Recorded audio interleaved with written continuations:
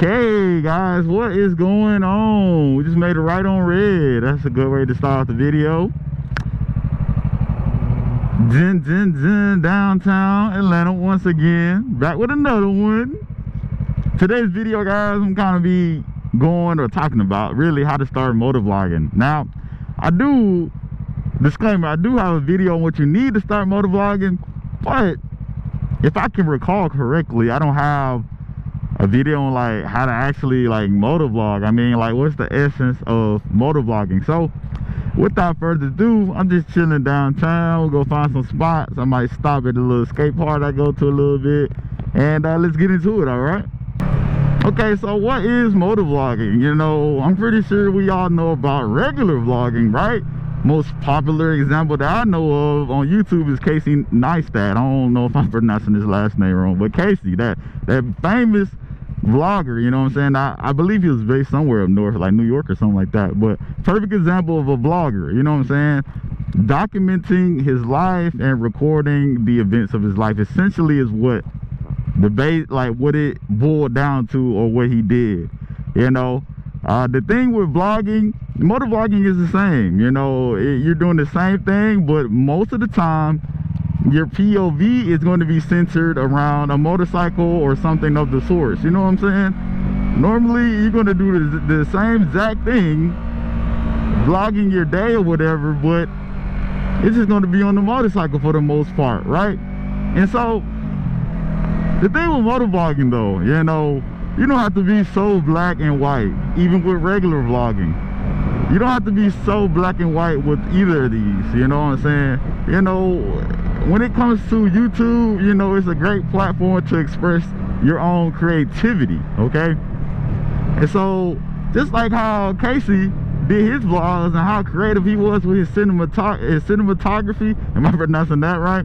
You know, his video shots, you know what I'm saying? It could be different shots he taken, could have been different events he did. It could have been a certain way what he did, you know, it was a certain way where you knew that was his vlog or his style of content. And so it would be the same for motovlogging as well. You know, essentially you're just capturing and documenting the events, you know, of your life as they take place, you know.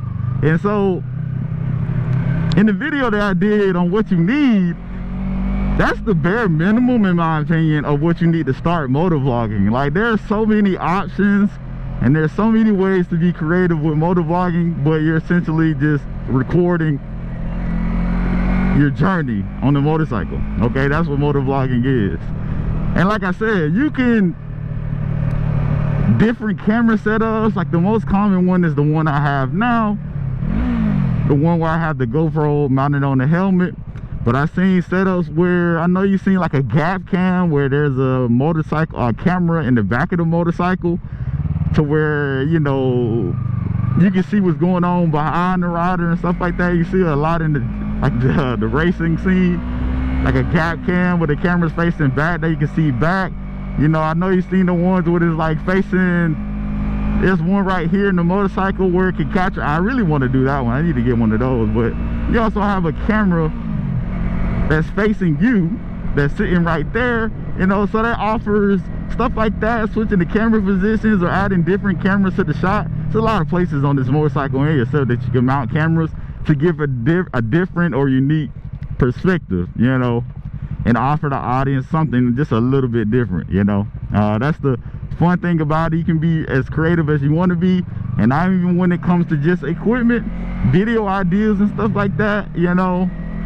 A lot of my content, you know, the way I structure my channel, a lot of this content is informative content, but I also plan on doing a lot of entertainment content too in the future.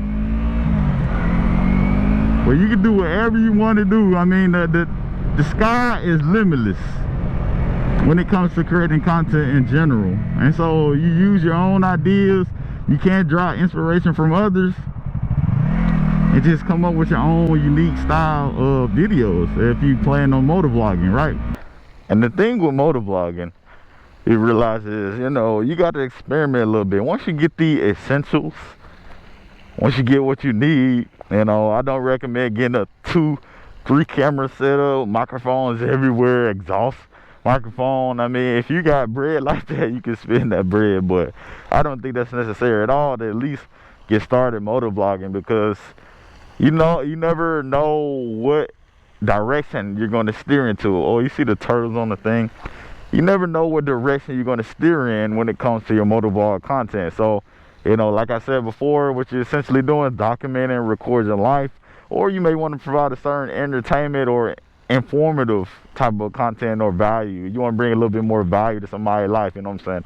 Whatever route you go, you just never know what direction you want to take it in or what you want to add different to it. So my recommendation is to start off small and then experiment. You're not going to have it at the jump. You're not going to have everything figured out at the jump, but there might be a certain style, there might be a certain twist you want to implement where it can make you stand out from the rest. And so that is motovlogging in a nutshell, right? Just basically recording, documenting your life. But when it comes to YouTube, you can turn it into an informative or entertainment thing as well. It's really up to you how you want to do it.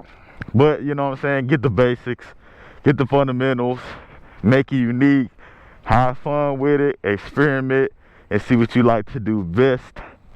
Appreciate y'all for tuning in to the video. Your boy is out. Peace.